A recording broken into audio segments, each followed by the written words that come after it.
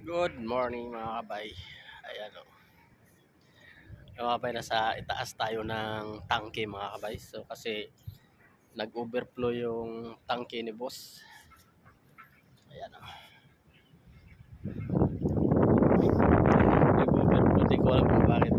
Sira siguro yung pula mga kabay. Nag-overflow eh. Ayan.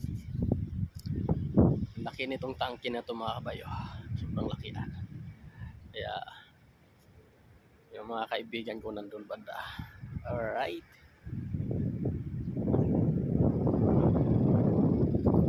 Ayun pala mga kabay. Ayan. Yung area na yan dyan. Airport na yan mga kabay. Airport. Pasay mga kabay. Alright. Terminal 3. Yun. So, dito lang. Yan. Yung aking farm nandun.